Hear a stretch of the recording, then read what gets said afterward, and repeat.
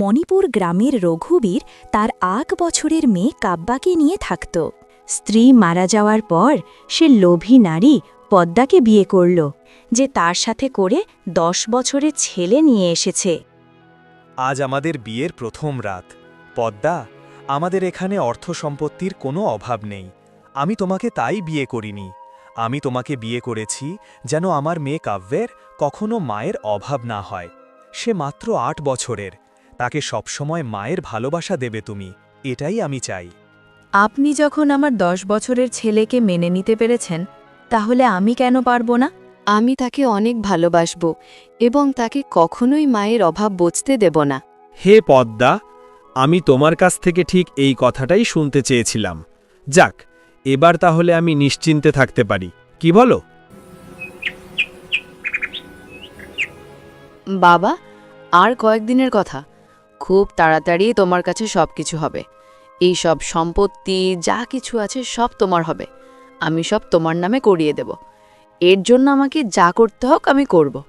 ঠিক তখনই কাব্যা সেখানে এসে তোড়ে। মা, আমার খুব জোরে খিদে লাগছে, কিছু খেতে দাও না। আমার আলুর পরোটা খেতে ইচ্ছে করছে, আমাকে ওটাই দিও। আচ্ছা ঠিক আছে কাব্যা, বসো, আমি তোমার জন্য এখনই বানিয়ে নিয়ে আসি। এই বলেই পদ্মা রান্নাঘরে চলে যায়। মা, তুমি তো আজ আমার সব খেলনা ভেঙে দিয়েছিলে, আর তুমি ওর জন্য আলুর পরোটা বানাচ্ছ। তুমি কি আমার মা না ওর মা? কাকে মা মনে হয়? আমি তোমার সাথে কথা বলবো না। বাবা, আমরা এখন ওর বাড়িতেই থাকছি। ওর ওপর যদি একটু ক্ষতি হয়, তবে তোমার বাবা আমাদের এখান থেকে তুলে দেবেন। তাই এখন চুপ করো, সময় আসলে সব বদলে যাবে। এভাবেই অনেক দিন কেটে যায়। একদিন পদ্মা বাজারে যাওয়ার জন্য বের হয়।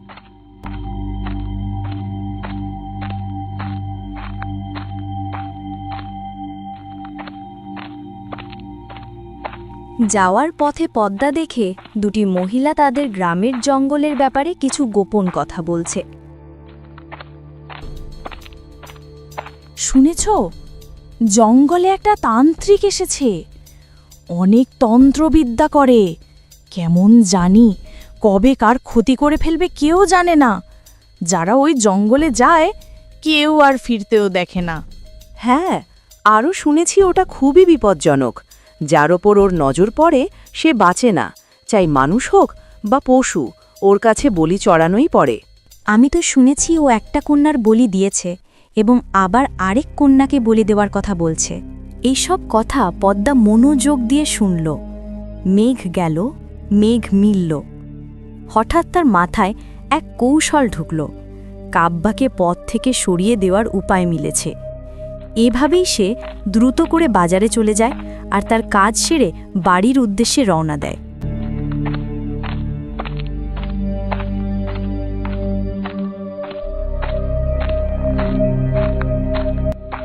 আরে, এত দেরি! কোথায় ছিলে তুমি? বাজার থেকে এলে এত সময় লাগে? কিছু নয়, ভিড় ছিল। আজকের বাজারে প্রচুর পরিমাণে ভিড় ছিল, তুমি গেলে বুঝতে পারতে। এখন এসব বাদ দাও, তাড়াতাড়ি গিয়ে কিছু ভালো খাবার বানিয়ে দাও, পেটে ইঁদুর দৌড়াচ্ছে। ঠিক আছে, তুমি গিয়ে বসো, আমি এক্ষুনি তোমার জন্য খাবার বানিয়ে নিয়ে আসছি। পরদিন সকাল সকাল পদ্মা বের হয়ে পড়ে জঙ্গলে সেই তান্ত্রিকের কাছে যাওয়ার জন্য।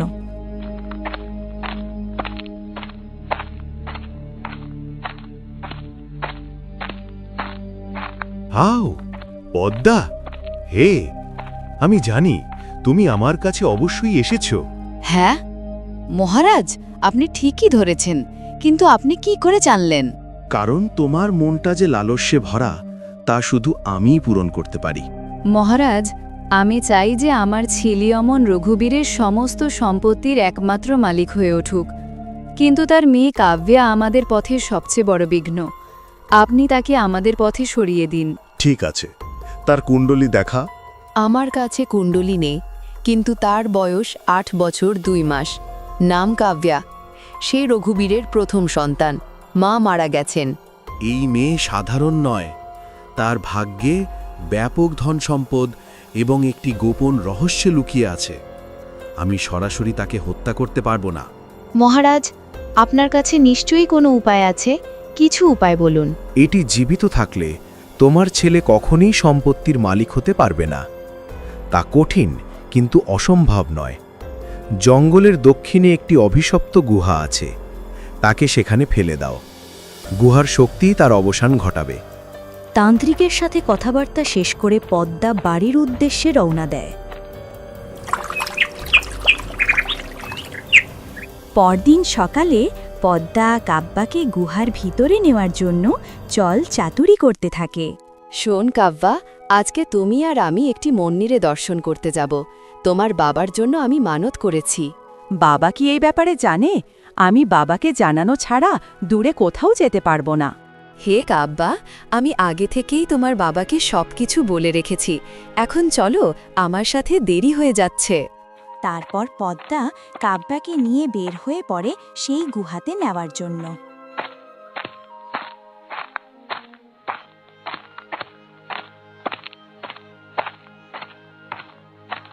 মা, আমরা এটা কোথায় এসেছি? এটা তো গভীর জঙ্গল, এখানে মন্দির কোথায়? আমার তো খুব ভয় লাগছে। আরে বেটি, ভয় পেও না, আমি আছি তো তোমার সাথে। এই সামনে একটি মন্দির আছে, চলো সেখানে।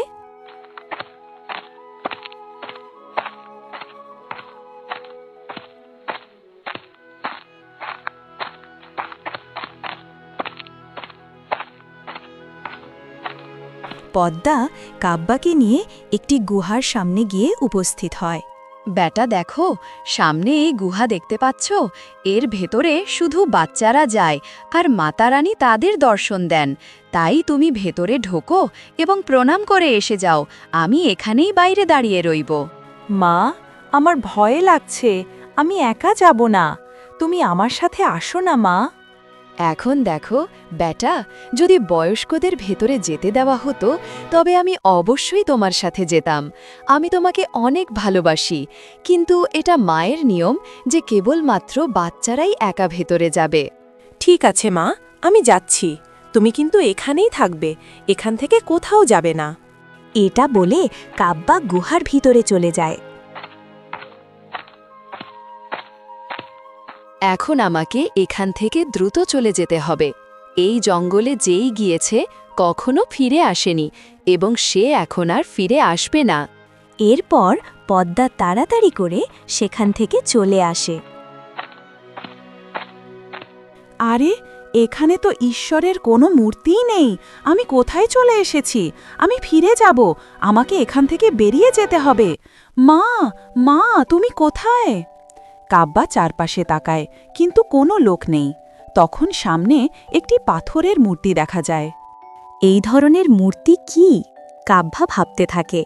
হয়তো মা তাই বলছিলেন দর্শন করতে। কাব্যা মূর্তিটিকে ছুঁড়ে দেখে। অচানক মূর্তির মধ্যে থেকে রানী প্রকাশিত হয়। তুমি কে? আমাকে ছেড়ে দাও, আমি কিছু করিনি। ভয় পেও না মেয়ে, বহু বছর ধরে আমি এই পাথরের মূর্তিতে সাপগ্রস্ত ছিলাম। তোমার স্পর্শে আমার সাপ ভেঙে গেছে এবং আমি এখন মুক্ত। তুমি এত বছরের জন্য মূর্তিতে ছিলে? হ্যাঁ, আমি তোমার অপেক্ষা করছিলাম আর আজ তোমার কারণে আমি মুক্ত। মা আমাকে ছেড়ে চলে গিয়েছিলেন, আমি খুব ভয় পাচ্ছি। কেদু না, যেমন তুমি আমাকে মুক্ত করেছ তেমনি আমি তোমাকে প্রতিটি বিপদে রক্ষা করব। এটা একটা জাদুর বেষ্টনী, এটা তোমাকে সব সময় নিরাপদ রাখবে। কেউ তোমার কোনো রকম ক্ষতি করতে পারবে না। এ কি সত্যিই আমাকে রক্ষা করবে? হ্যাঁ মেয়ে, তুমি যখনই বিপদে পড়বে এটা তোমার কিছুই হতে দিবে না। হয়তো আমি নিরাপদে আমার বাড়িতে ফিরে যেতে পারবো। ভাবতে ভাবতে সে একটু এগোয়। ঠিক তখনই কালিয়া ডাকু তার লোকদের নিয়ে উপস্থিত হয়। হা হা, আজ ভাগ্য তো আমার দরজায় এসে কড়া ডাকি দিয়ে যাচ্ছে।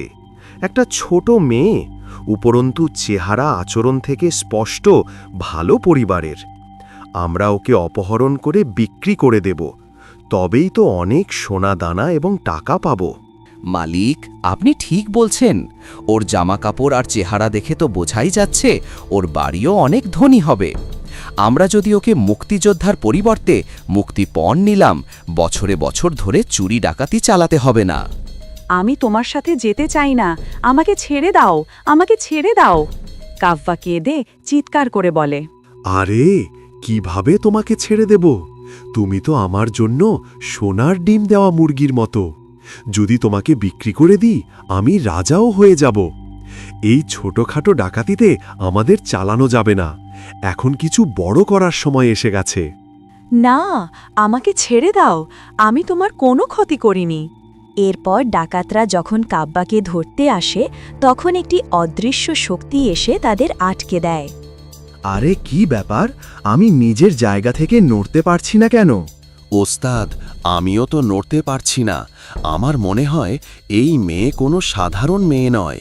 ওস্তাদ, বাঁচতে চাইলে চলেন পালিয়ে যাই। এরপর ডাকাতরা সেখান থেকে দৌড়ে পালিয়ে যায়। কি ব্যাপার, এই ডাকাতগুলোর আবার কি হলো? এরা হঠাৎ এভাবে দৌড়ে চলে গেল কেন?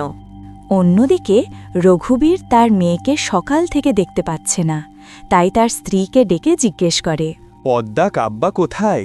তাকে সকাল থেকেই দেখা যাচ্ছে না। তাড়াতাড়ি তাকে আমার কাছে নিয়ে আনো। আমিও তো তাকে অনেকবার খুঁজেছি, কিন্তু কোথাও দেখতে পাচ্ছি না।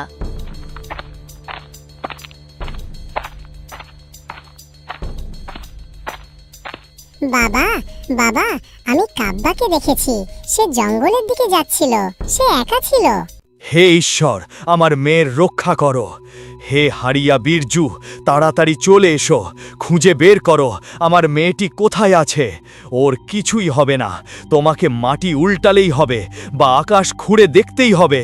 আমার মেয়েটি ঠিকঠাক ফিরে চাই, তাড়াতাড়ি যাও। জি মালিক, আমি ছোট বেবিকে নিয়ে ফিরেই আসব। এজন্য আমাকে যাই করতে হোক, আমি আপনার বিশ্বাস ভাঙব না মালিক। আমি আমার পুরো চেষ্টা করব। হারিয়া বীরজু বেরিয়ে যায় কাব্বাকে খুঁজে আনতে। আমি তোমাকে বিয়ে করেছিলাম শুধু এই জন্য যে আমার মেয়েটা যেন মায়ের ভালোবাসা পায়, কিন্তু তুমি এত বড় অবহেলা করবে আমি ভাবতেও পারিনি। জানি না আমার মেয়ে কোন অবস্থায় আছে, কোথায় আছে। হে ওপরেরওয়ালা, আমার মেয়েটাকে রক্ষা করো। কয়েকদিন পর জঙ্গলে কাব্বা ক্ষুধায় তৃষ্ণায় ক্লান্ত এক গাছের নিচে বসেছিল, অর্ধচেতন অবস্থায়। আরে এই বাচ্চা এখানে একা কেন পড়ে আছে? মনে হচ্ছে বহুদিন ধরে ক্ষুধার্ত তৃষ্ণার্ত। আমাকে ওর সাহায্য করতে হবে।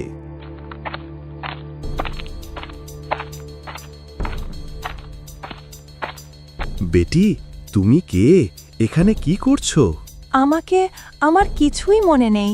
আমি হারিয়ে গেছি। আমার বাড়ি কোথায় আমি জানি না। আমি কিভাবে যাব? চিন্তা করো না বেটি, আমি তোমার বাবার মতোই মানুষ। তুমি আমার সাথে চলো, আমি তোমাকে আমার বাড়ি নিয়ে যাব।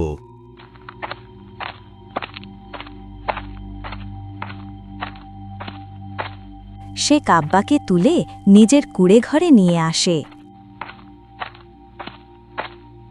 আরে ভাগ্যবতী, এই মেয়েটাকে কোথায় পেলে?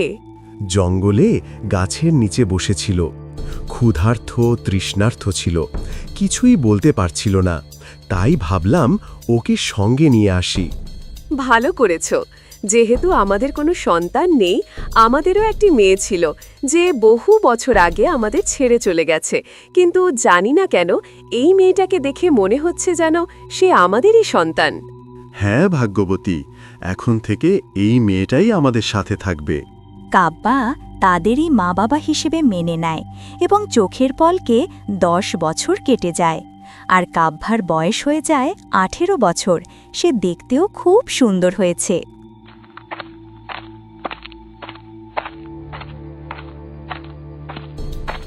বাবা, আপনি এত পরিশ্রম কেন করেন? এখন আপনার বয়স হয়ে গিয়েছে, আপনার বিশ্রাম করা উচিত। আমি জঙ্গলে যাব, কাঠ কেটে বিক্রি করব। আপনি শুধু বাড়িতেই বিশ্রাম করুন। ও হে মেয়ে, তুমি তো আমারই মেয়ে। তোমাকে দিয়ে আমি কি এই ভারী কাজ করাতে পারি? এই কাজ তো পুরুষদেরই। না বাবা, এখানে পুরুষ নারীর কথা কেন হবে? এখন আমি আপনারই কন্যা, তাহলে আমি কেন আপনার সাহায্য করতে পারি না? আপনাকে প্রতিদিন ভারী কাঠ বহন করতে দেখে আমার মন খারাপ হয়। ঠিক তখন শকুন্তলা বাইরে আসে। আরে বাবা মেয়ে, একে অপরের সঙ্গে কি নিয়ে ঝগড়া করছেন? একটু বলো তো দেখি। মা, বাবা আমাকে জঙ্গলে যেতে দেবেন না। আমি বলছি আমি কাঠ কাটব, কিন্তু তিনি মানছেন না। বেটা, তোমার বয়স কি? এখন তো তোমাকে আরাম করে খেলা গল্প করা উচিত, ভালো খাওয়া দাওয়া করা উচিত। মা, বাবাও বেশি বৃদ্ধ, আমি কিভাবে ওনাকে একা এই সব কাজ করতে দেব? তারপর কাব্বা লাকড়ি নিয়ে বাজারের দিকে যায়। এদিকে রঘুবীর 10 বছর পরও তার মেয়ের শোকে অসুস্থ হয়ে পড়ে। শোন বাবা, এখন রঘুবীর অসুস্থ হয়ে আছে, এটাই ঠিক সময় তার সকল সম্পত্তি তোর নামে করার। সে বুঝতেও পারবে না, তারপর সে মারা গেলে সবকিছুর মালিক হবি তুই। হে মা, তুমিই তো আমার ভরসা। যা যা করা লাগে সব করে নিও, আমি আবার এগুলা কম বুঝি। এখন আপনার স্বাস্থ্য ঠিক মনে হচ্ছে না, দিন দিন অবস্থা খারাপ হচ্ছে। তাই আমি ভাবছি যত জমি জমা আছে সব কাগজ তৈরি করো এবং সেই কাগজে মালিকের আঙুলের ছাপ নাও, তাহলে সব জমি অমনের নামে হয়ে যাবে। কিন্তু মালকিন, মালিক এখন ঠিক নেই। ঠিক হলে তিনি নিজেই নিজের ছেলে অমনের নামে দেবে। হ্যাঁ, আমি যা বলেছি ঠিক তেমন করো, বেশি কিছু বলার দরকার নেই। কাগজ তৈরি করো, জমি, বাড়ি, হাভেলি সবই অমনের নামে। মালিকের আঙুলের ছাপও নেবে, হ্যাঁ, অজ্ঞান অবস্থায়। তুমি শুধু আমার কথা মানো, আজ যদি সুযোগটা চলে যায় আর হাত লাগবে না। ঠিক আছে মালকিন, আপনি যেরকমটা বলছেন আমি কাগজ তৈরি করে আনছি।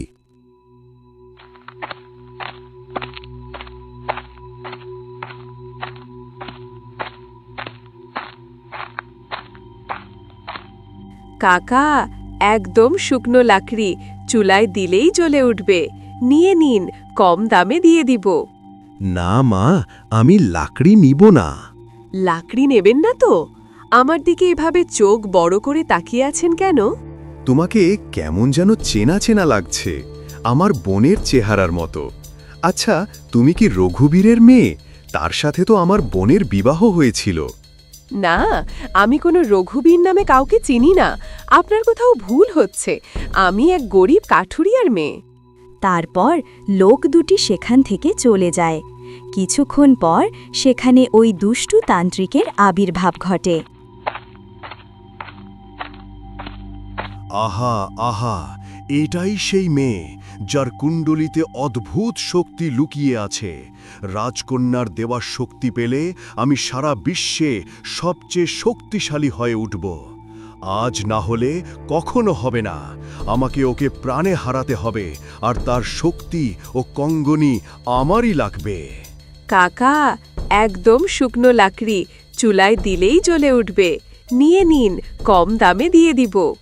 ওহে মেয়ে, তোমার কাঠ আমি চাই না, আমি তোমার কঙ্গনি চাই, আর তোমার ভেতরের সেই শক্তিও।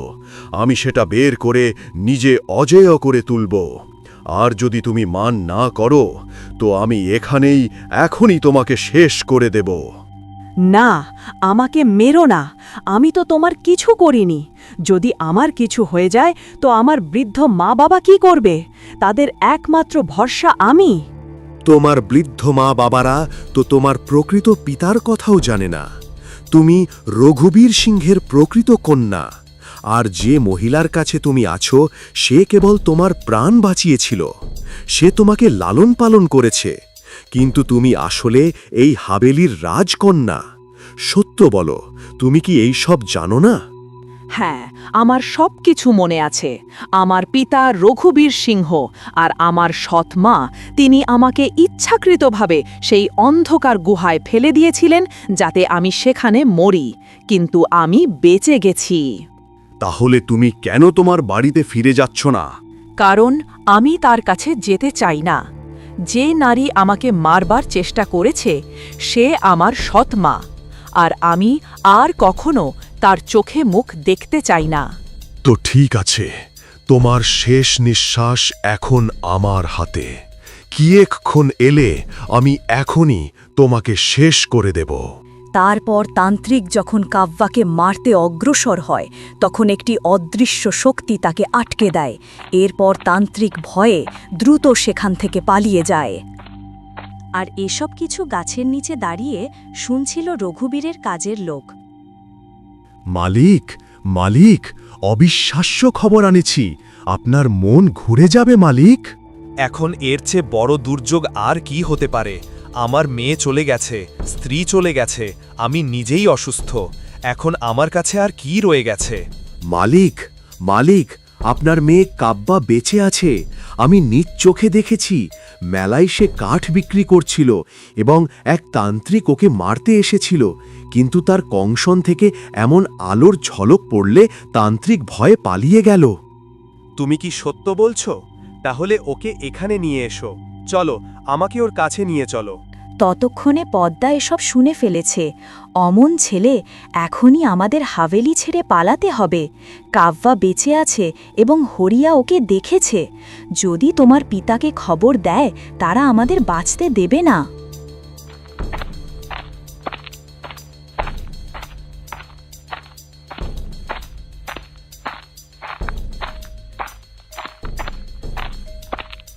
মহারাজ, কাব্যা তো এখনো বেঁচে আছে। ওর বাবা ওর কাছে গেছে। যদি সব সত্যি জানতে পারে তাহলে আমাদের আর রক্ষা থাকবে না।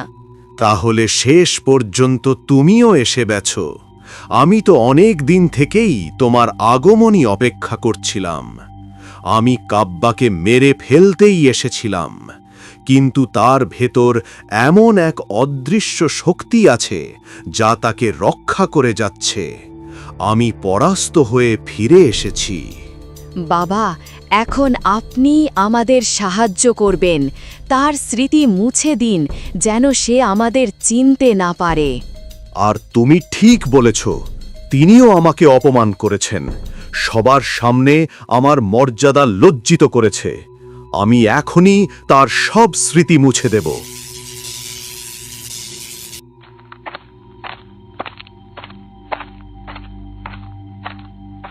আমার বেটি, কেমন আছিস তুই? বহু বছর হলো তোকে দেখিনি। কে আপনি?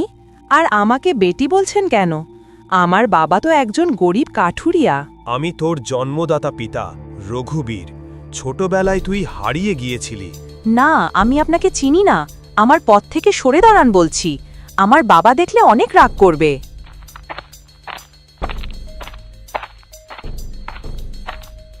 দেখো ভাই, কাব্যা আমার মেয়ে ছোটবেলায় জঙ্গলে হারিয়ে গেছিল। আজ 10 বছর পর আমার মেয়েকে খুঁজে পেয়েছি। আমার মেয়েকে আমায় ফিরিয়ে দাও, দয়া করে। না কাব্যা, আমাদের মেয়ে, আমরাই ওর বাবা মা, আর ও আমাদের ছেড়ে কোথাও যাবে না। তারপর রঘুবীর কিছু না বলেই চলে যায় আর জঙ্গলে গিয়ে মনের দুঃখে বসে পড়ে। হে সৃষ্টিকর্তা, আমার এ জীবন রেখে কি লাভ? আমার নিজের মেয়ে আমাকে চিনতে পারছে না। রঘুবীর, আমাদের মেয়ে তোমাকে চিনতে পারছে না, তার কারণ তাকে এক তান্ত্রিক জাদু করে রেখেছে। আরে সুগন্ধা, তুমি, আমি স্বপ্ন দেখছি না তো? কিন্তু আমাদের মেয়ে কি আর কখনো আমার কাছে ফিরত আসবে না? আমাদের মেয়ের হাতে একটি বিশেষ বালা আছে। এটি খুলে দিলেই তার পুরনো স্মৃতি মনে আসবে। এটা বলে সুগন্ধা অদৃশ্য হয়ে যায়।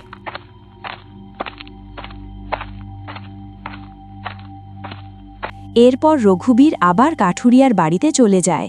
গিয়ে প্রথমেই কাব্যার হাতে থাকা বালাটি খুলে ফেলে। তখন তার শরীর থেকে একটি আলোক রশ্মি বের হয়। বাবা, তুমি? আজ কতদিন পর তোমাকে দেখলাম। হে মেয়ে, চিনতে পেরেছিস? তাহলে বাবার সাথে বাড়িতে চল। বাবা, আমি তোমার সাথে গেলে ওনাদের ছেড়ে যাব না। ওনারা ছোট থেকে আমাকে লালন পালন করে বড় করেছেন। না মা, তোকে আলাদা হতে হবে না। এখন থেকে আমরা সবাই একই পরিবার। এভাবেই সবাই মিলে যায়। কিন্তু দুষ্টু নারী পদ্মার এখনও কিছু হয়নি। তাকে কি করা হবে সেটা দ্বিতীয় পর্বে দেখানো হবে। সেটা দেখার জন্য চ্যানেলটি সাবস্ক্রাইব করে রাখো।